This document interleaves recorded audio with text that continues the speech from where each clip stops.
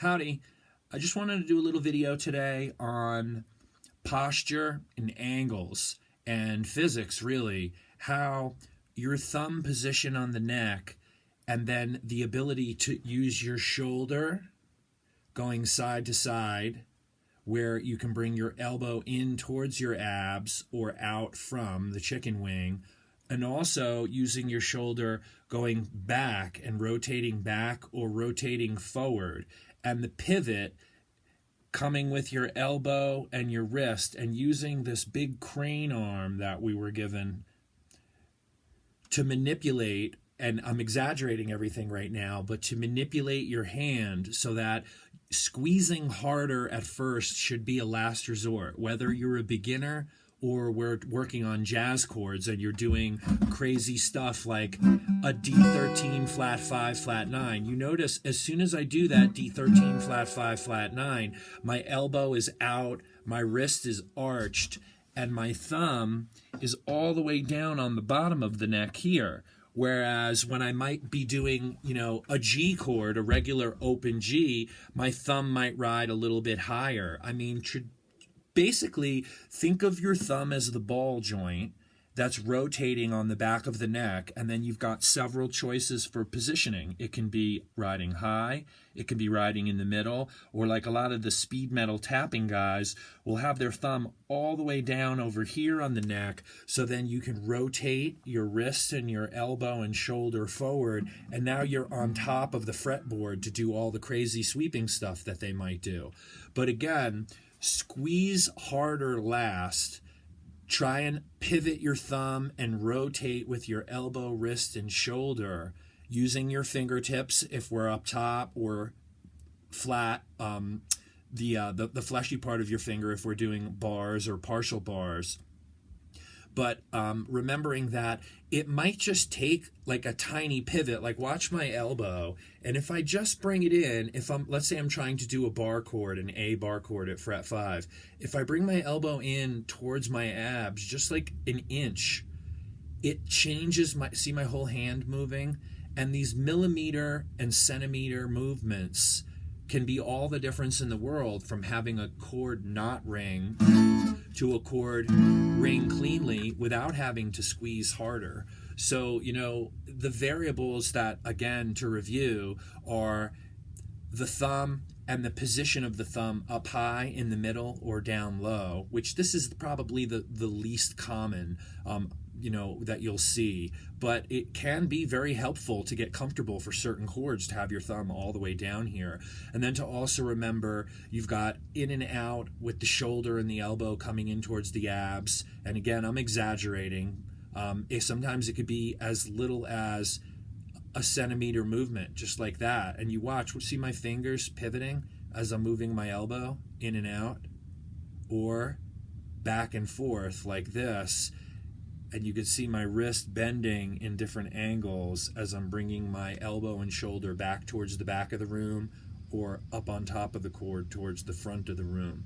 So again, always try and manipulate the hand a little bit, and if you still can't get either the chord or the melody that you're trying to play to ring clean, that's when then you may need to squeeze harder. But path of least resistance, try to manipulate first, squeeze harder last. Remember to breathe through everything and practice slowly. I'm talking when you're trying to practice new chord changes, whether you're a beginner and you're doing just all open chords, or you're learning jazz chords, go really slow, and sometimes don't even worry about strumming. Just take a look at your hand and basically try and do the choreography. If we're going from a G chord to a C chord, don't even worry about this hand, and don't even worry about hitting the strings at times. Just move your fingers, trying to pay attention to the exact movement that you're making, what your hand is doing on a micro level. When I'm going from the C to the G, I'm pivoting my first finger up and then dropping my third and fourth fingers. And I'm paying attention to exactly that motion and doing it almost like a dance move. And then try and strum quarter notes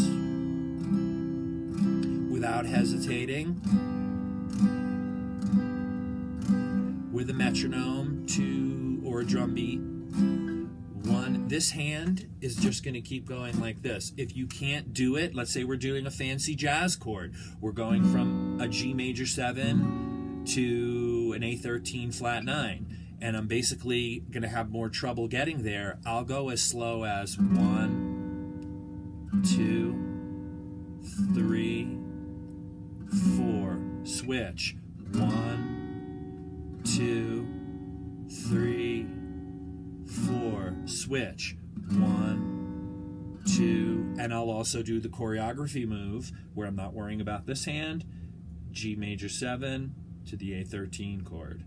G major 7 to the A13 chord. So we want to practice essentially chord changes 3 ways. We want to practice where we're not strumming at all and we're just paying attention to how our fingers are moving.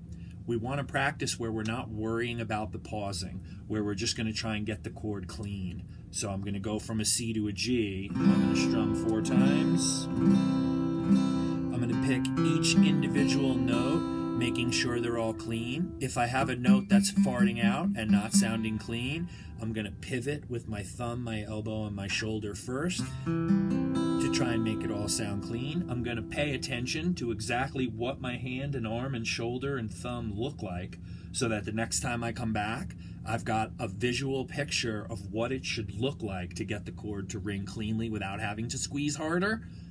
And then I'm also going to practice where now I'm going to use the metronome and or drum beat at a set tempo that I'm comfortable with, and I'm going to strum. And even if I F up the change, I'm going to keep going.